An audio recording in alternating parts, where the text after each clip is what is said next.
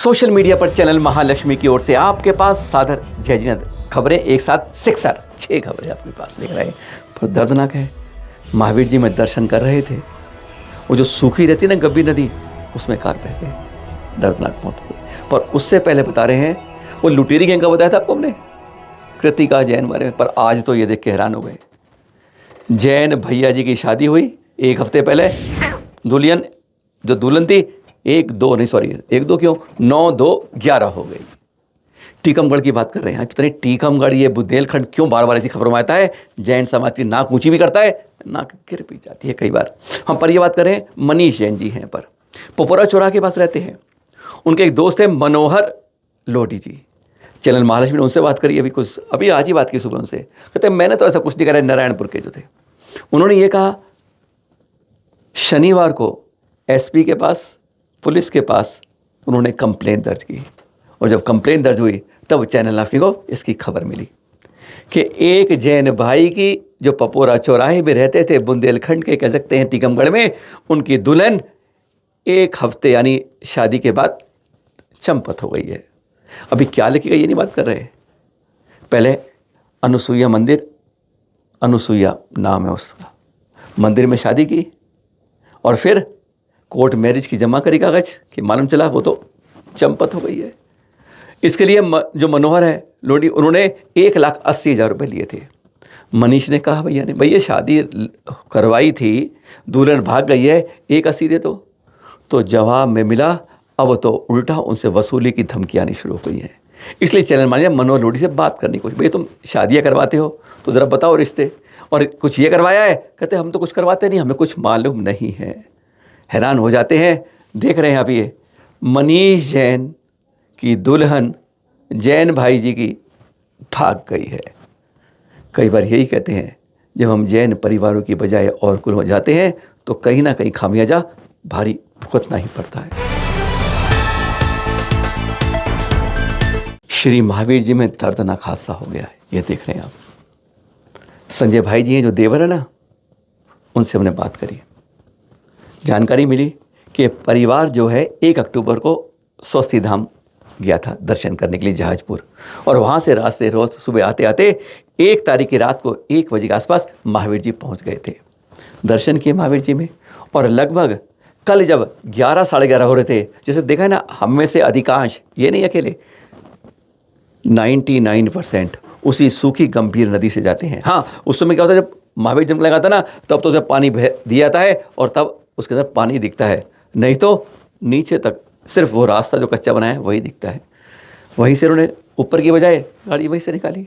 दर्शन करने के सामने की तरफ जा रहे थे, शांतिनाथ भगवान की तरफ, मूर्ति की तरफ जा रहे थे कि कहते हैं पानी के बहाव में गाड़ी बह गई। कल्पना नहीं कर सकते आप इसकी दर्दनाक वाक़े की। सोचना था वहाँ पर कोई, संजय भाई ने बताया, संजय बल्ले जी, अलंकार ग्लास का कारखाना है इनका फिरोजाबाद में, उन्होंने बताया चैनल महालक्ष्मी को कि वहाँ कोई बैरिकेटिंग नहीं थी, कोई चेतावनी की सूचना नहीं थी, कोई वहाँ पर रुकावट या किसी को चेतावनी बताने वाला कि यहाँ पर पानी में खतरा है, कोई डेंजर है, नहीं बताने वाला था। और ड्राइवर ने किसी बचाई, ये देखकर हम हैरान हो गए थे।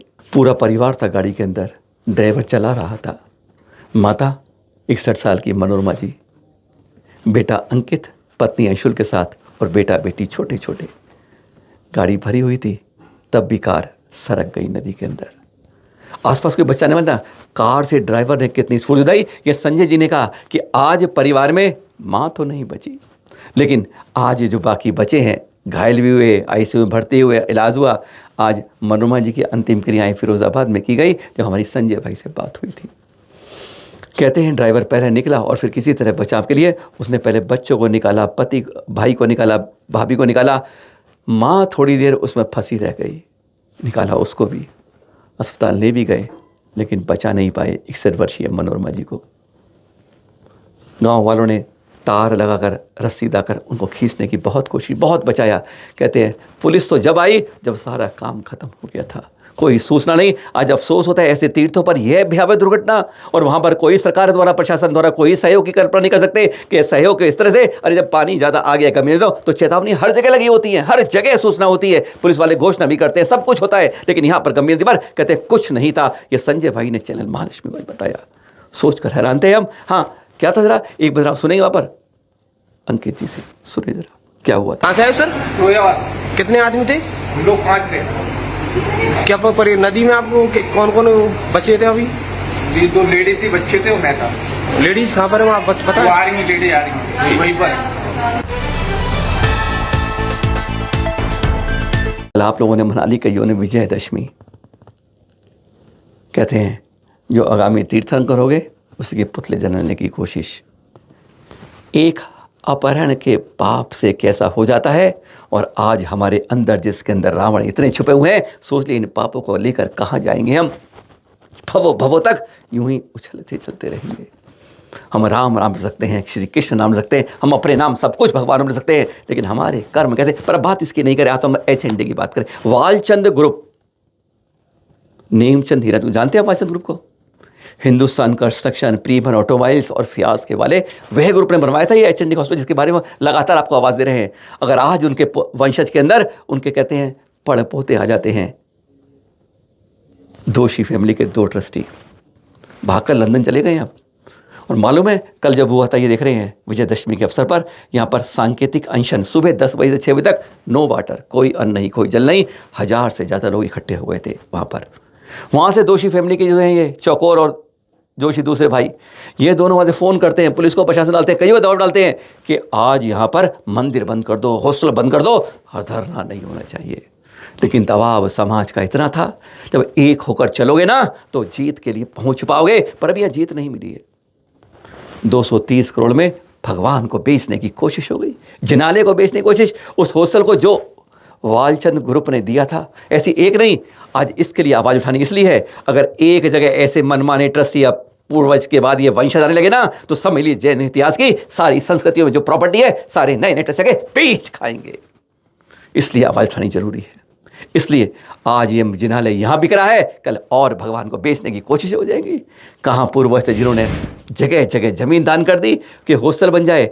आशा थी कि यहाँ पर एक धर्मशाला बनेगी, क्योंकि यहाँ अस्पताल में बहुत लोग इलाज कराने आते हैं, उनमें कोई सुविधा नहीं है। गर्ल्स का हॉस्टल बनेगा, इसलिए जगह का उपयोग हुआ। लेकिन वहाँ क्या किया, ट्रस्टियों से मिलके इन दोषी परिवार के उन्हीं वंशजों ने ऐसे ज़मीन अपने जो दादा पूर्वजों ने दी थी, उसे बेच खाने के लिए, कहते हैं उसे चंचला लक्ष्मी के भोग उड़ाने के लिए आज यह बेचने की कोशिश कर ली गई। हॉस्टल समाप्त, इतना पत्थर का बना हुआ है। हमारी कल्याण गंगा लगातार बात हो रही है। 85 वर्षीय गंगा जी कह रहे हैं आज अब जीवन जा रहा नहीं है, पर अगर इसके लिए भी आमड़ा अनशन भी अब उन्होंने तैयारी कर ली है, सब ने कल भी, कि सब संतों का सहयोग लेकर अगर जैन संस्कृति इस तरह एक को छोड़ दिया तो ऐसे ऐसे ट्रस्टी आज भी बैठे हैं। कहते जो शैतान की मुद्रा कब किसके ऊपर आ जाए पता नहीं चलता है। लंदन से फ़ोन करते हैं, पर जब समाज की तक आई, ना दरवाज़ा बंद कर पाए, ना हॉस्टल रुक पाए, वहाँ हजार लेते सभी मंदिरों के ट्रस्टी वहाँ पहुँचे हुए थे। कल राज ने बताया कि हमारा अगली बार अगर हमारी चैरिटी कमिश्नर के पास जा रहे हैं, उन्होंने हमारी अर्जी सुन ली, क्योंकि मर्जी तो उनकी है, सच्चाई बताएंगे, साथ आ गए, नहीं तो उसी कर जाके दर्शन प्रदर्शन सब किया जाएगा। सरकार से भी कहा गया, हाई कोर्ट में गया, अभी तक FRI जो है पुलिस ने नहीं करी है, टालती जा रही है। आज दबाव राजनीति का और बिल्डर्स का इतना है कि आज जैन समाज आंख बंद करके नीचे करके बैठा है, अपने जिनाले को बेचने वालों को कुछ नहीं, इतना ही चाहते हैं कि हमारी जो सौदा किया है इसको कैंसिल किया जाए, और कुछ नहीं चाहिए ट्रस्टियों से। इसलिए आज कहते हैं जहाँ जहाँ ट्रस्टी इस तरह से मिलते हैं आपको, कहीं वे आपके मंदिर को जिनाले को बेचने की कोशिश ना कर लें। इसलिए मजबूत रहिए, समाज की एकता जरूरी है। सुनिए जरा कल्याण जी गंगा जी ने हमें क्या कहा है, एक बार उनकी भी संक्षिप्त बात सुन लीजिए। यानी चकोर दोषी और चिराग दोषी, ये दोनों ट्रस्टी लंदन को निकल गए हैं। अच्छा। क्योंकि उनको शायद लगा कि अभी कुछ गड़बड़ हो जाएगी। अच्छा। तो वो दोनों लंदन चले गए हैं अभी। हाँ, और वहां से वो ऑपरेट कर रहे हैं। अच्छा। उन्होंने हमें रोकने की कोशिश की वहां से, पुलिस का, हाँ, पुलिस चतुर सिंह की पुलिस में उन्होंने कहा कि इनको आंदोलन रोक दो, वहाँ पुलिस बुला लो, सब लॉक कर दो। तो हाँ, तो फिर वो नहीं कर पाए, क्योंकि हमने उनको कह दिया था कि यदि आप कुछ बंद करे, मंदिर भी बंद करे, गेट भी बंद कर दे HND जैन बोर्डिंग का, तो हमारे लोग श्रावक वहां वो तोड़ के मंदिर के दर्शन को जाएंगे। अच्छा। हाँ, हमने उनको कह दिया था, तो फिर वो नहीं हो पाया। तो उन्होंने वो मंदिर खुला रखा। तो अभी हालात ऐसी है कि they have become very aggressive also, और उन्होंने उनको पॉलिटिकल सपोर्ट बहुत है, क्योंकि it is been done with political support. अच्छा और उन्होंने धर्मदाय आयोग को भी मैनेज कर लिया है।